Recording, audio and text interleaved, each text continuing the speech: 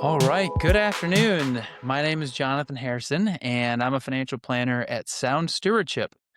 And we have people filtering in for our webinar today when we're going to be talking about raising kids who are generous and smart about money.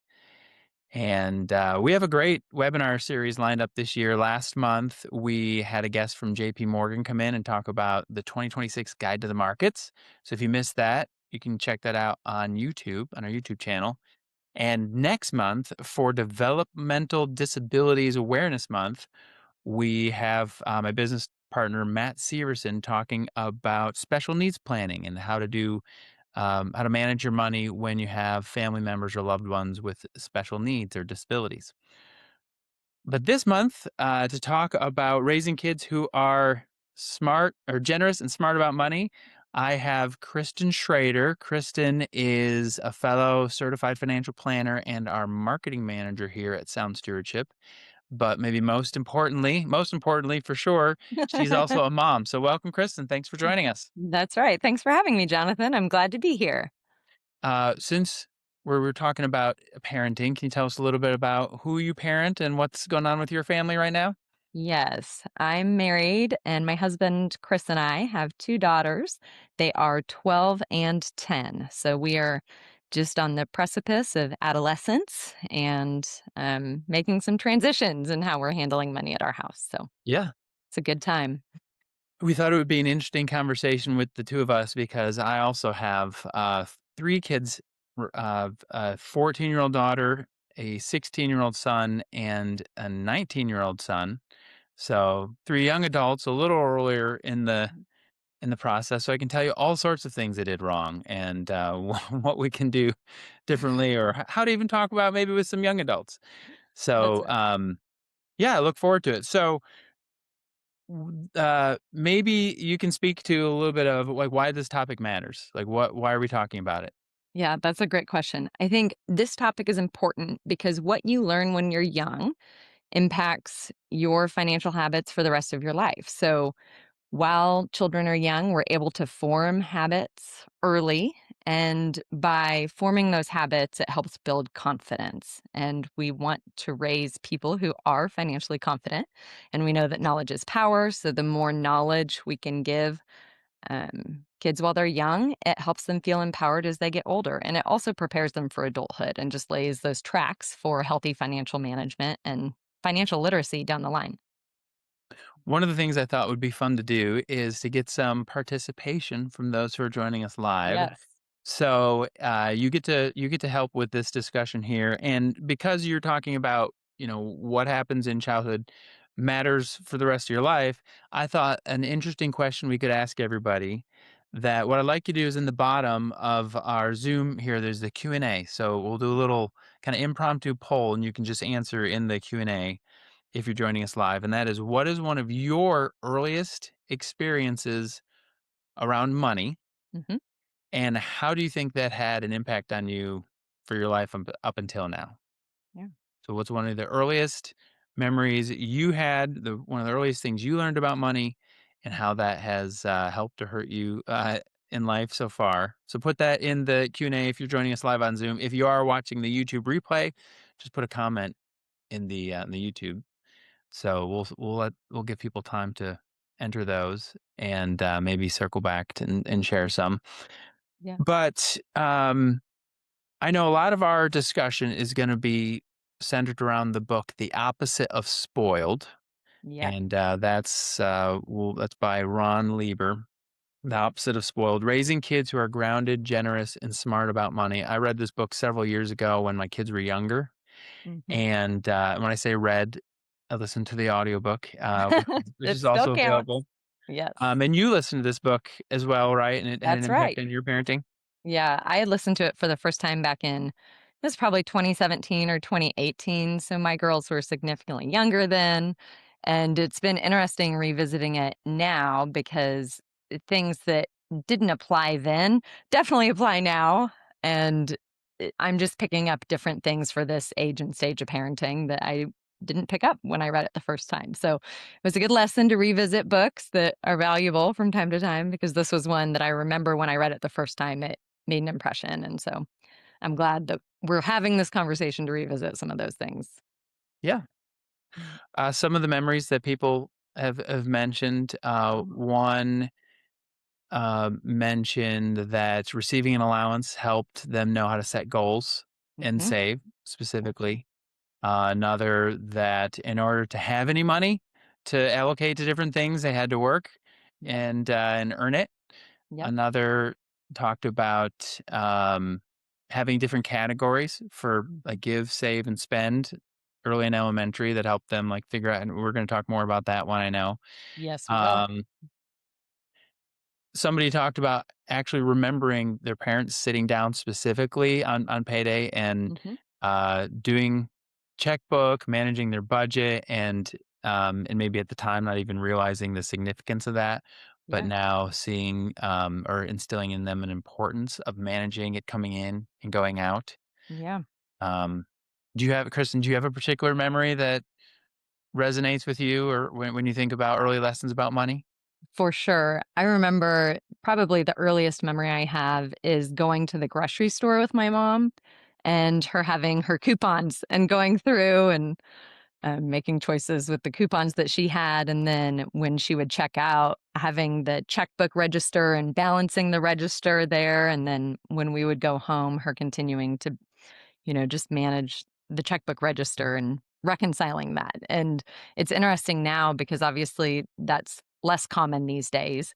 And so it takes more intention now to have those money management moments with kids than it did years ago, I would say. So, yeah, that was one of mine. What's one of yours, Jonathan? Do you have one? Oh, I have a bunch. But I think one of the like very, very earliest Mhm. is no, it's so early, it's a little fuzzy, Yep. but because I think I was in around kindergarten or first Wow. grade, and the details I don't remember is what I had to do to save, but my parents gave me a way to, if I did something, I would earn money specifically towards the original Nintendo system. So, Ooh. but the lesson I remember learning, I don't Mhm. remember how I got the funds, but the lesson I remember learning is how expensive stuff was and how long I Right. had to work in order to get this Nintendo system and Right. finally getting for in my I remember in my child mind, it was like, "Okay, I do this thing and then I get the big thing." It's just like, Yeah. you know, did done, but I remember it took longer than I originally thought and was like, "Wow, that was a lot of work." Yeah. Just this one expense, but it was a lot of fun for many Yeah. years. Yeah. But Absolutely. Absolutely. well, so okay, if we start focusing on maybe some of the key takeaways from the book, Yes. this idea of the opposite of spoiled, I Yes. thought that was an interesting framing because I think we all have in our minds the type of person we don't want our kids to become.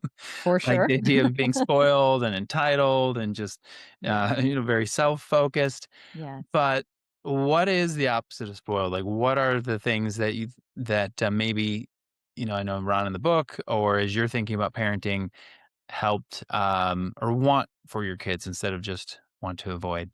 Yeah, absolutely. I think when I think about the opposite of spoiled, what my goal is to raise kids who are generous, kids who are grateful, kids who are patient and have self control. They're grounded and hopefully they're financially confident. And I think that one thing that I took from the book was how you raise kids can help impart your values. So, having those money conversations with kids is another way to impart those values that are important to you and to your family. And just being able to have a tool in money to teach those values and to Mhm. provide tangible lessons to share those values. And so, Yeah, yeah, because I think it is about wanting kids to be good with managing money and learning yes, practical tools. But yes, what I also hear you saying is it's not about the money; it's also money as a right. tool in parenting to help them, for instance, not be as selfish and be able to think about others That's and right. be generous. Yeah. That's right, that's right. So as I read the book, it was interesting. There were 3 main things that I took away as I really wanted to teach my kids about money, 3 things that I needed my kids to learn about money. And so one of those was wants versus needs. Mm. And wants versus needs is obviously there's a spectrum there, and can seem simple at first glance, but being able to differentiate between wants and needs, and that gets harder as they get older. Do you have any thoughts about that, Jonathan? The wants and needs conversation as kids age?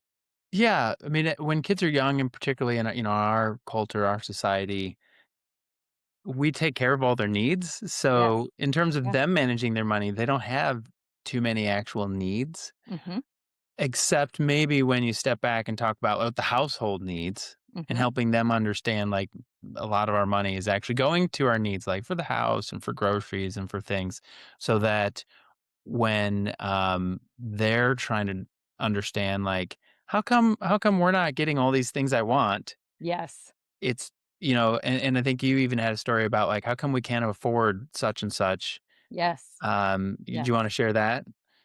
My girls had asked, "Why can't we afford Uggs?" And it's not about whether we can or can't afford it.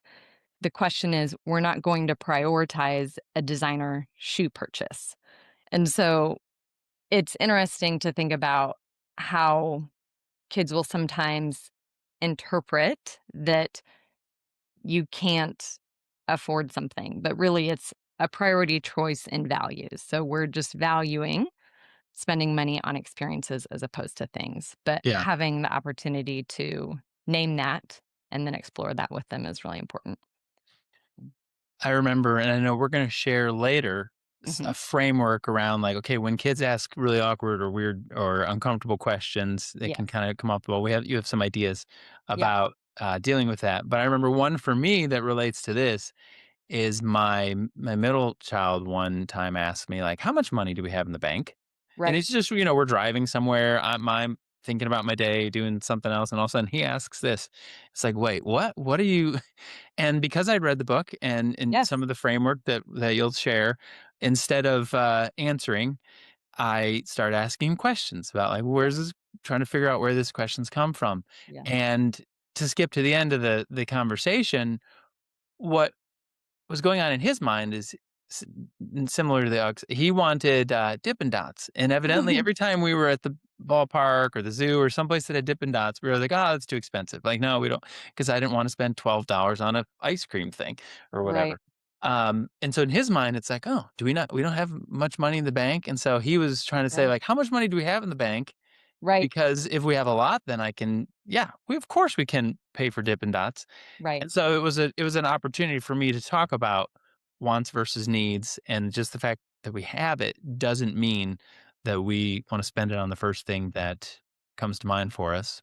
Yeah. Yeah. It's interesting just how that conversation has changed in my house, the conversation of wants versus needs over time. Because similar to the eggs example, this is with two preteen girls, the conversation that we're often having is around designer items or specific name brand things. And Hmm. so I need a new pair of jeans. Well, what is a need and what's really a want? And so one thing that I took from the book is the continuum of needs to wants Hmm. and being able to almost draw a line.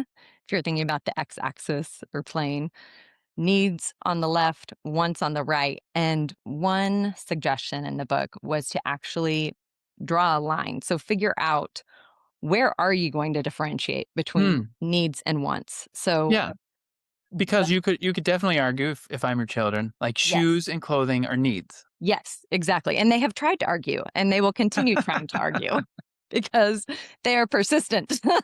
But trying to figure out, okay, what do we define as a need and where do we draw the line for a need? So if they're wanting shoes or a new pair of jeans, his example was to use a brand like Land's End and to say Land's End is the line that I'm going to draw anything that is price comparable or lower to a product at Land's End, we'll consider that a need. Anything that's higher than that, that's something that is more of a want. And so we'll have to find a different way Hmm. to obtain that if that's what you're wanting to have. Yeah, So I thought that that was a really interesting framework and that was a helpful reference point. And not to say that you need to use Land's End or any other brand, but I right. just think that that's a helpful framework for the wants versus needs conversation as kids get older. Yeah, but the context of a spectrum Yes, is exactly. helpful because, we do need to eat. Do we need to do Exactly. fast food? This is the conversation I'm having with my teenagers. Yes, we Yes. need to eat every night. Do we need to do Yes. fast food every night? Exactly. Not only is that not a need, that is maybe not healthy, not a Exactly. healthy choice.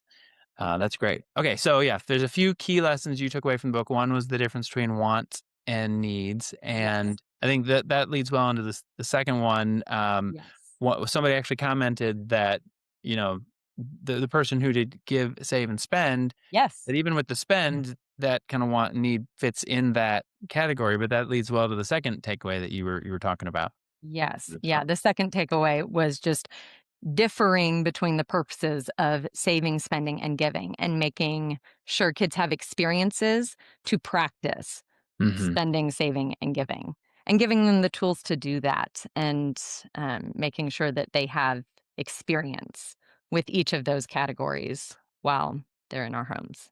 So, Yeah, I think like my memory with, mhm. saving up for something Yes, and me realizing, wow, how long it takes to save up for something. Like yes, that's a practice, a yes, way to in a low risk environment, right? exactly, exactly. What practical things have you done to actually do the give, save, spend as a Yes. lesson? Yeah, so it's interesting. When my girls were young, we used the 3 jar system, so he talks about that in the book, just using clear jars and labeling them give, save, spend, and actually putting cash dollars in there, which did take some intention on our part getting to the bank to make sure we had cash every week.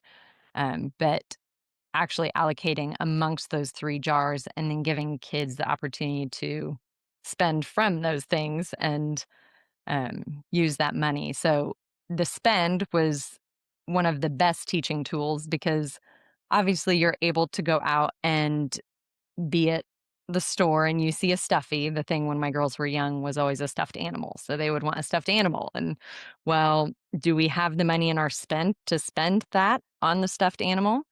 And giving them the experience of actually having to make that choice is really powerful and more frequent um, than the money that they have in their save or give jars typically. So Mm. the save jar is for items that are longer term.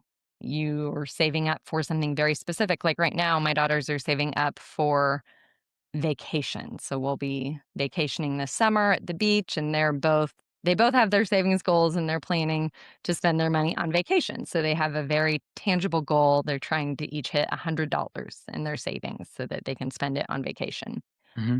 So the difference between being able to have money in a spend jar to spend on impulsive purchases versus the save jar to save for specific items, the difference there helps teach the value of savings and delayed gratification, the Yeah. importance of patience and self-control and, having to make that trade-off of I'm not going to spend every single dollar that I have today Hmm. on a mountain of stuffies. I am going to instead save some money for vacation and for um, this longer term goal that I'm working towards.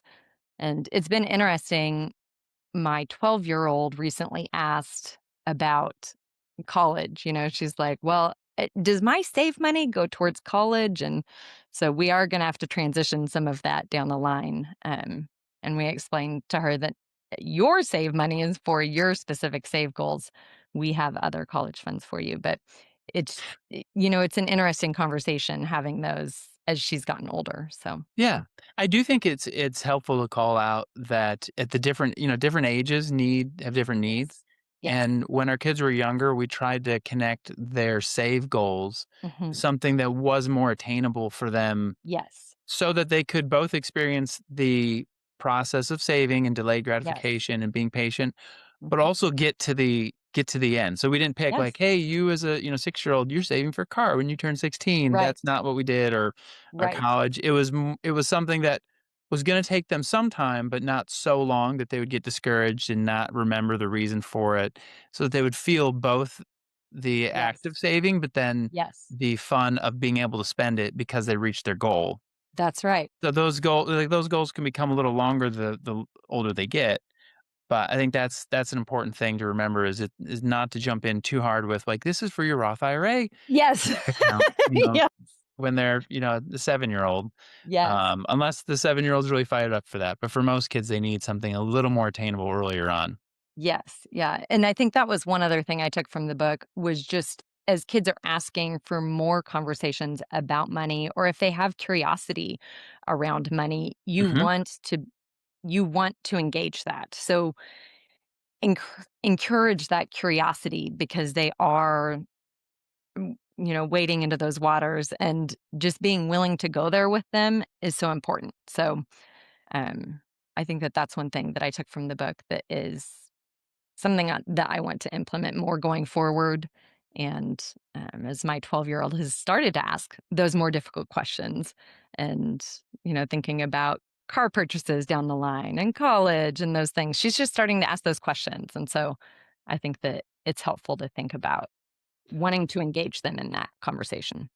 And just like the give, save, spend is not just about money, like you're talking about, you're helping instill in them, hopefully instill in them patience and That's right. self-control and That's right. selflessness and thoughtfulness. The discussions around money are not just about money. That's right. So, we talked about wants versus needs, about, different the give, save, spend, kind of how to allocate and think about your money Hmm. so that you're thinking ahead. And Yes. then the third thing you shared was this, that's just what you were talking about is how to even have healthy conversations around money, That's which is right. something we're passionate here at Sound Stewardship because so much of our culture, money is a taboo subject and That's right. something that we don't Yes. talk about, at least the details of, with others. Yes. And that's a great place to start Yes. with our kids to know, okay, how what is the healthy way to talk about it. And I don't know if your kids have experienced this. I know my kids have Yes. experienced in school, people talking about like, how much does your family make? How much does, and my kids, somebody was at, they were once asked me one of those questions was like, how much do we make each year? And when I drilled Yes. down, like, oh, what do you mean? Yes. Why do you want to know? It was, well, everybody was sharing at school and they Yes. wanted to, and I'm like, well, I don't know if I want, you to be Yes. part of that conversation. Is that Yes. healthy? Like, why is everybody sharing? And they particularly were in an inner city context where an urban environment where there's a very wide range of what Right. people make. And so helping them figure out, I'm very comfortable talking about money things because Yes. of our roles, Yes. but that doesn't mean you should just share everything about yourself with anybody. And so figuring out, okay, where's the line? What does that look like That's right. is it's a great thing to navigate with them as opposed to what most people do is just figure it out on their own by making mistakes Yes. and not talking about where the line is. Right. Just well, people don't talk about that. I've never heard anybody talk about that. Right. Right. I think it is important to ask, why are you asking? And that is, I think if there's one thing that I hope that people take from the conversation today is just that they're pulling the thread to ask, why are you asking? And that from that, they're able to create a more open communication policy with their kids about money, that they take away the value of openness and transparency with kids about money, because Mhm. openness and transparency does create context for kids. It helps them understand how the world works, and then that context can help increase their trust and their confidence and competence as it relates to money. And so raising those financially confident kids starts with being willing to have those conversations with kids about money. And I think as parents, we want to be the ones who are informing Mhm. those values, especially in today's society and culture. It feels like their attention is, you know, it's a it's constantly a battle for their attention, and I hope that as parents, we're able to have those conversations with them so that they hear and learn and live the values that we're trying to pass down. And so being able to have those conversations with kids is really important, and this is one place to start, is Yeah. answering those questions and just being curious about their questions and where it's coming from. And allowing them to have that curiosity in a place that's safe, in a place of That's high right. trust, and helping That's them right. know that's really the difference between, those one-off conversations at school is you don't want to share every detail about your financial life with everybody. There has to be a certain level of trust, but it is okay to talk about things Yes. and even share. So one of the things that as we talk about the give, save, spend, it is I think important and okay for you to Mhm. let your kids make some financial mistakes. Absolutely. We Um, as need to long let them make financial mistakes. as long as there's hopefully some guardrails Yes, around yes, that. yes. But to do that at a younger age so that Mhm. they're or, during their childhood so that they're able to learn from those and say, "Okay, I don't want that to happen again," Yes. instead of getting to the place where, like, this is not a necessarily a financial mistake, but, Mhm. when we talk about debt, Yes. one of my kids, really wanted a really large purchase that he didn't have the money for, and Yeah. as a teenager, was looking for ways to, like, basically, you Mhm. know, figure out a way he could pay for this, and I did allow him to go into debt to me. So I said, "Well, I'm not gonna let you get a credit Mhm. card, but Yeah. I'll be your bank, and here are gonna be the consequences if you don't pay, and here's the schedule." And Yeah. it was a small enough amount that I wanted him to learn from that, and how that would feel Yeah. without, literally having a credit card company, Yes. lingering over him, and, privacy and other issues. Yes. And, it's been interesting discussions around, he spent all that money ahead of time, and now as, Right. paychecks from his first job were coming in, it's like, Mhm. "Well, don't forget, you already spent some of this money, you need to set that Yes. aside." And that was a good I don't know that it was a mistake, Mhm. because it was reasonable compared to his income. Yeah. I tried to convince him to pay it off early, and he hasn't decided to do that yet, but it's fine, he's Still following the time. schedule that we talked about, yeah. Yeah. But, and even sharing with your kids your own financial mistakes and regrets. Absolutely. Absolutely. I think that is so important, and it's yeah, I just think that there's a lot to be said about sharing our own mistakes. It was yeah, that's all. Okay, so, uh, Mhm. we've I want more crowd participation here, so get ready to either comment, in YouTube if you're watching later or live here in the Q&A. The question is, as we're talking about instilling in kids more than just about the money, but having them pick up lessons that they're gonna carry on for life. Mhm. As you parent, this is a question for the audience. As you parent, Mhm. what are the lessons that you hope your kids pick up and Mhm. take with them for the rest of their life when it comes to money? What are Mhm. the lessons that you want your kids or your grandkids or the family members that are part of your household, broader household? What do you want them to pick up and take with them about money? Because one of the things I notice when I ask people this is Mhm. they have, and we've talked about several ideas here on the discussion. Many people have an idea of what they want their kids to pick up, but have not Mhm. explicitly said, "This is what I hope they learn." Yes. And because they're not writing it down or saying it out loud, Mhm. they're maybe not able to be as intentional around it Mhm. and build the structure around, like, how do I help to support them in this? Mhm. Because they haven't actually said, well, what at the end of the day, what am I hoping for? Like, if Yes. there's only one or two lessons that they pick up from, what is that lesson? Yeah. So go ahead and put in the Q&A or in the comments what you hope those lessons are as we keep talking here. Yeah. Maybe if we switch gears now, the book had a lot of ideas on some very practical, like, okay, allowances Yeah. and how do you and work and different things. Yes. How do you approach that? What are some different approaches, and what were some of your takeaways? Yeah. My biggest takeaway was to have a plan and to be consistent. So every family has their own values. They are going to approach this differently. And tactically, this will look different in every home. But the biggest thing is to have a plan and to be consistent. And again, going back to those money conversations, just continuing to open the door to those conversations with kids. So for us, we differentiate between chores and jobs. Chores are things that kids do just because they're a member of our family. So things like wiping down the table after dinner, doing dishes, putting away their things, helping with laundry, making beds, things like that. Those are chores. Those are just everyday tasks. And then jobs are things that need to get done, and we could pay someone to do them, but um, we're happy to pay them and give them the opportunity to learn the joy of a job well done. And so things like cleaning out our cars or picking up dog poop in the backyard. My daughter recently asked if she could be paid to organize some drawers in our home. So we had markers and pens that were out of ink. And so she kind of pitched that job to us and said, "Will you pay me if I organize all these drawers?" And so that's how we manage things in our house. How do you manage things, Jonathan? We did something very similar. We don't do allowances in the sense that, they get money just on a time basis. Right. We don't do that either. We will give them money for activities or for, for food if they're doing activity, going on a school or church Hmm. outing or something like that. Yeah.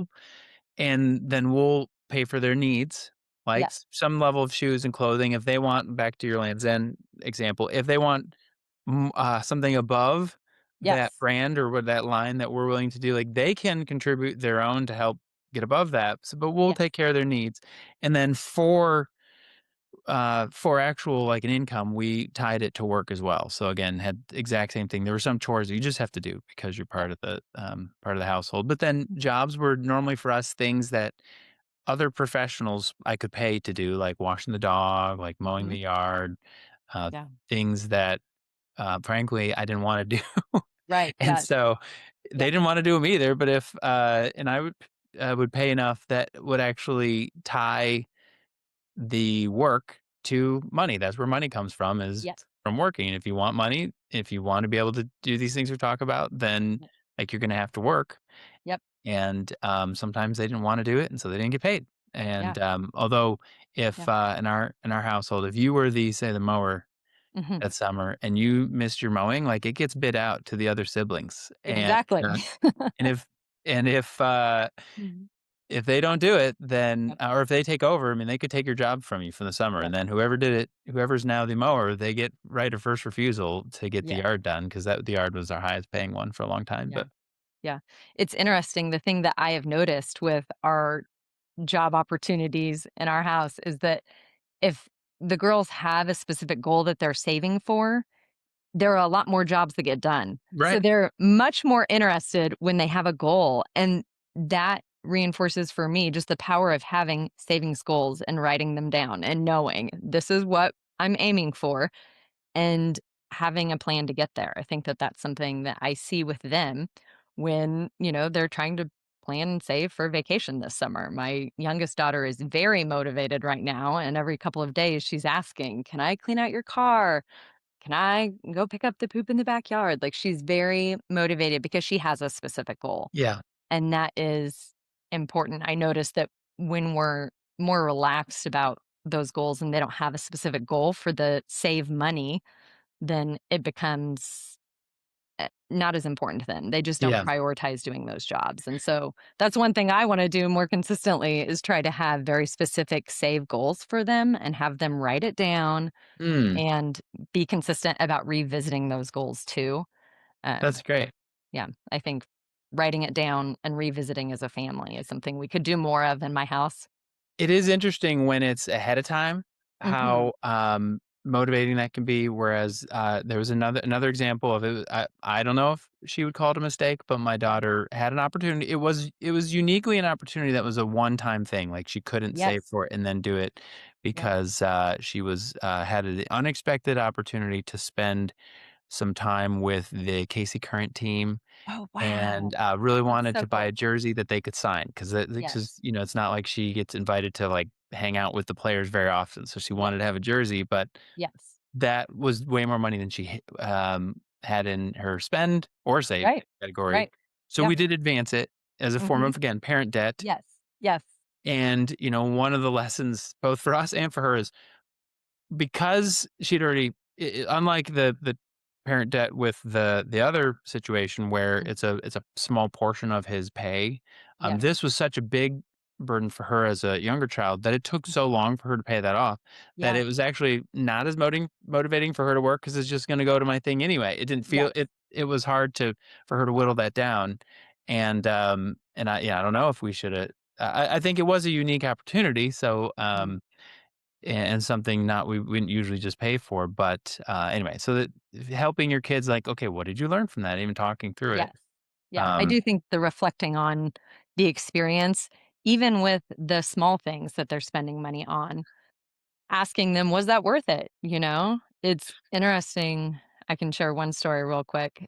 We were at Target a couple weeks ago, and my daughter wanted to buy it was a set of 3 pairs of earrings, and it was $22, and so we went back and forth, and she was like, "I don't know, $22, it's just kind of a lot," and it was a lot. It was most of what she had in her spend. And so we're walking through the store, and then she came across, like, a bottled Starbucks drink, and she was like, "I'm gonna do this instead." And it was interesting to me that she wanted just this consumable drink, and I explained the difference between, the 2 choices, and then we got home, and she told dad about it, and he was like, "Well, the difference is you're gonna have these earrings for a long time, and the drink mm, was nice, and it was a lot cheaper, but that was a very momentary thing, that you drink yeah, the drink, it's gone. The earrings were significantly more expensive, but you would have those for a longer time frame." yeah, And so just being intentional too about reflecting on the choices that they make and kind of asking them questions to understand, was that a good choice? Would you make that choice again or would you make a different choice again? I think that that's helpful too for kids just to help them reflect on the choice too. yeah. Um, Joel in the comments Mhm. mentioned a lesson that his kids learned Yeah. when they he didn't say accidentally, I hope it's accidentally, set 20 bales of hay on fire, and that they needed to pay off because they burned that's not quite as much, imagine that went up relatively quickly in terms of the time it took to pay that off. So yeah, that's the consequences of the choices, that you have to learn. Yes. Yes. But Yeah. hopefully good lessons that go with you at life. So we had some good comments. Yeah. One parent talked about, wanting to help the kids think about an emergency fund and Mhm. principles like avoiding debt, but Yep. also learning contentment and knowing that God will provide Yes. for those needs, Yes. not necessarily Yes. all the wants.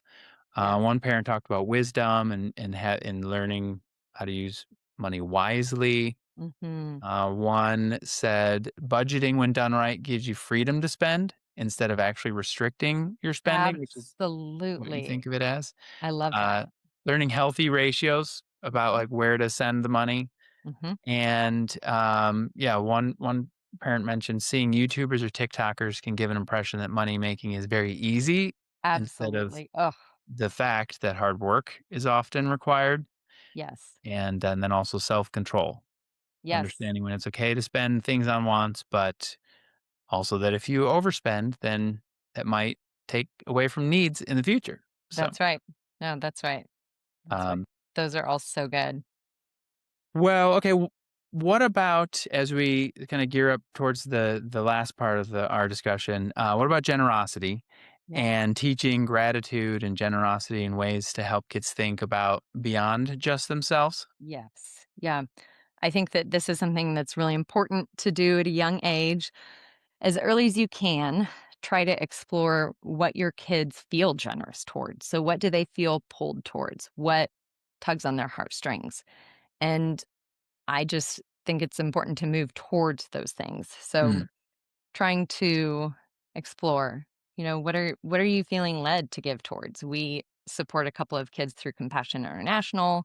So we get those Christmas catalogs every year about different giving opportunities with, um, you know, buying a goat or buying a garden and things like that. And so mm, that's one way that you can connect your child to a need is just figuring out, okay, where do you feel led to give and where are we already giving that we could continue to support and give them some buy-in for those decisions. yeah.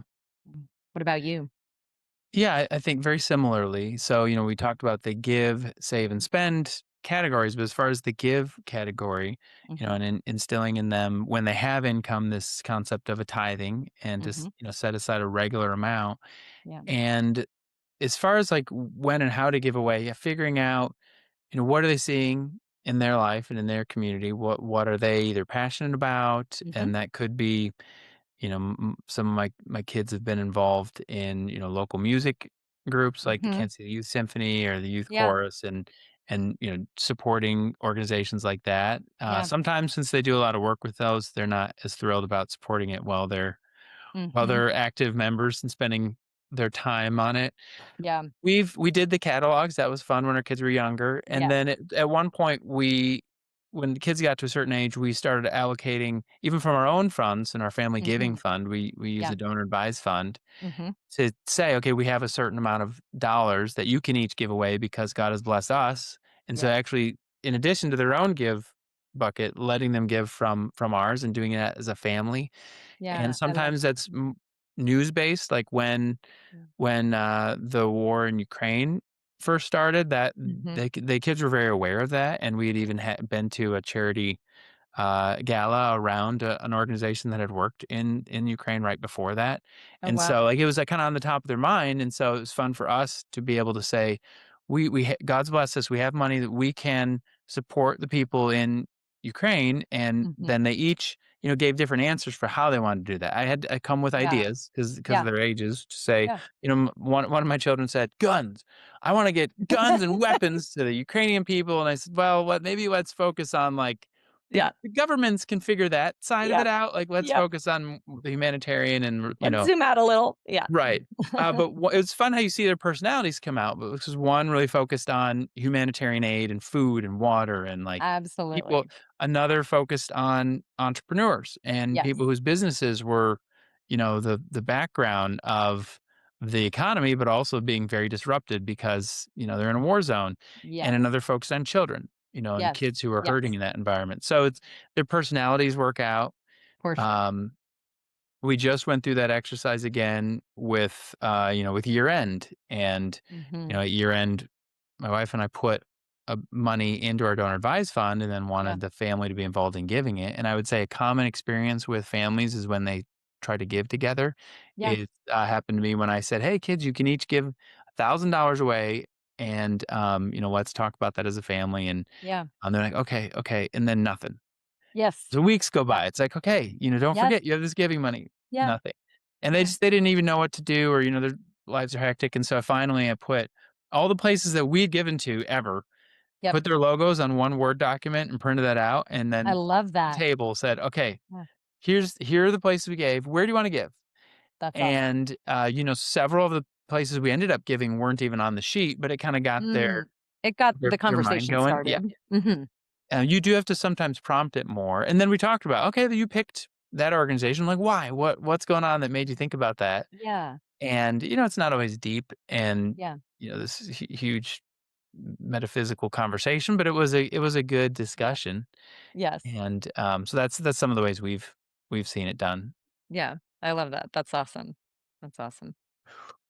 Well, we've talked about the importance of work, tackling tough money conversations. Maybe the last thing is we've kind of hinted at some of the framework around like, okay, when Mm. kids ask difficult questions, Mhm. like, are we rich? How much money do Yes. you make? Like, how much money do we have in the bank? What are some practical answers or ways to talk about that? Yeah, that's a great question. So, are we rich? Again, going back to the question of why are you asking?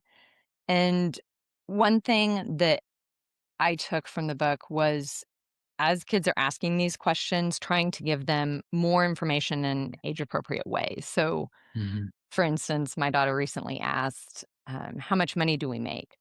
And I asked the question, "Why are you asking?" And she said, "Well, I'm just really curious. I just want to know." It wasn't because of a lunchroom conversation. She just really wanted to know. And so, Yeah. trying to provide her some context as to that question. So, we told her, we were like, "Okay, well, do you want to see what it takes to make our house run?" So, you don't really have the context for Hmm. whether we're rich or how much we make. If I give you a number, that doesn't mean anything. You're not ready to receive that number yet. You don't have the context for what that number means. But what I can do is I can give you some information that will help you feel more competent and more informed about financial decisions in our house. And so we told her, we were like, well, if you want to, what we can do is we can sit down and you can look and see what it takes to run our house every month. So what are we spending on our mortgage? What are we spending on gas and electricity and food and all of these things? And it was funny because she was just like, no, I'm not interested. I don't want to know. Like she wasn't quite motivated enough, but just bringing kids into the economics of a household as they become curious about those things and then trying to show them how money flows in a way that will answer those questions in an age appropriate manner, if that makes Yeah. sense. Yeah, because that's part of the transparency is most and even, the guest who talked about, seeing his parents do the bills and do the budgets, like, Yeah. sometimes they will pick up on things, but, Yes. one of the things that we've noticed is more is caught than Then is taught, taught. and Yes. so, when you're doing stuff, so much of it happens when especially now in the, digital world, Mhm. so much of what you as parents are doing, even if it's great, things are happening behind the scenes, and so Yes. bringing those to the forefront so they know what they're doing. Yes. But I would add in an age appropriate way Age appropriate because way is key. yeah, there are what we don't wanna do is try to put or is to put too much stress on a child's mind who might not have the emotional or mental strength to so this it's called That's right. actual, financial enmeshment Right. when if a parent is really struggling and in a high stress environment or anxious environment, can pass on some of that anxiety to Right. a child who can't do anything about it and isn't able to carry it. So you want to Yeah. be careful to not let those burdens Absolutely. too early pass down to the kids, but Absolutely. at least allowing them to see here are the things I'm doing, and Yes. here, like I said, maybe mistakes. Mhm. We one of the things that, I heard of a parent doing, I've never done it, is, now he literally went to the bank and pulled Yes. out Yeah. there was this in the book? I think this is probably It from was in the book. yeah, okay. Yes. From The Yes. Opposite of Spoiled, he talked about a parent who went to the bank, literally took out cash Yes. that was equal to his paycheck, Yes. maybe his monthly paycheck, put it all in stacks on the kitchen table or on the dining room table, Yes. and then physically said, "Okay, this much is going to the mortgage. This Yes. much is going to utilities. This much goes to groceries," Yes. so that the kids could see a very tangible, like, how their money is being spent so that they just Absolutely. know, like, "You make all this money, like, where does it go?" Yes. Yes. You could probably do something with Monopoly money or, Mhm. play money if you didn't wanna actually get out that much cash, but I thought that was an interesting concept to help them tangibly see For how sure. you spend wants versus needs. For sure. And I think circling back to the importance of creating a family culture of communication. If you're having many conversations with your spouse, letting your kids see those happen. I think that Mhm, that's so important to create the model for kids that our parents mind our money. They pay attention to what they're spending. They have these conversations and modeling that for them in a way that they don't have to hear all the details of the conversation, but mhm.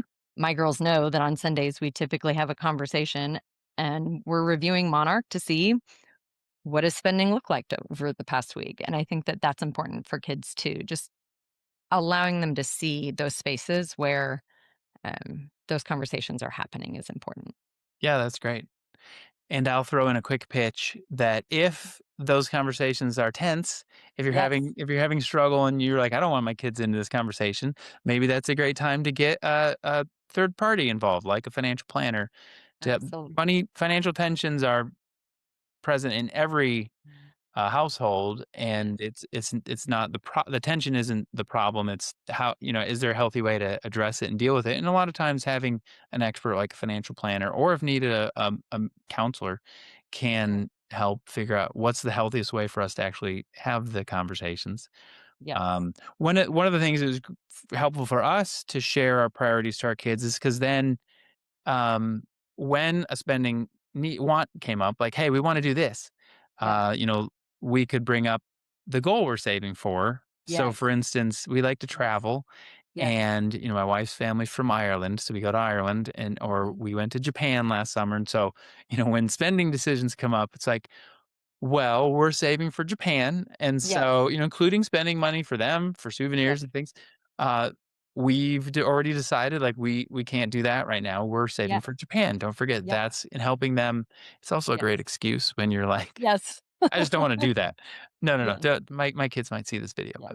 but, um Naming the right. priorities, the family priorities, which again, you can connect back to the values. So if your family values are generosity and connection and kindness, you can link those actions that you're taking with your money to what your family values are, and naming that has a lot of power. Yeah, absolutely. Yeah. We've mentioned a few resources, so the book, Yes. Yes. Opposite of Spoiled. Any Absolutely. other resources that Yeah. we should talk about as we send people on their way? And then we'll also send out a follow-up email that has some Yeah. resources listed. But any other things that come to mind for you? Yeah, that's a great question. I know you had mentioned that your family has used Greenlight. That's something that I've been curious about, but my family has not used that yet. That's on my to research list. So Yeah. I know we're almost out of time here. Yeah. We used Greenlight. It's basically a debit card for kids. What happened to us is particularly at the pandemic, Hmm. my kids were about your kids' ages now, and they had buckets where they put Yep. cash in, and Yep. then, all the places that our kids could get to, especially on their own, like we had a Yeah. neighborhood coffee shop, those kinds of Yep. things, coming out of the pandemic when they could Yep. when everything was open again, nothing was cash. So Yes. they had to Yeah. switch to digital, so that's when we started using Greenlight, and what I like about it is it has built into the app a give, a save, and a spend That's awesome. bucket that they can move the money around or have to ask us sometimes to move. And then for older teens who have phones, they can also use that as an app. So Yeah. I've had kids who had, their first job can direct deposit right into the app. It's just like any other, it's basically That's like awesome. a checking account for kids, Yeah. but has good safety around it. And so that's a tool that we've Yeah. used.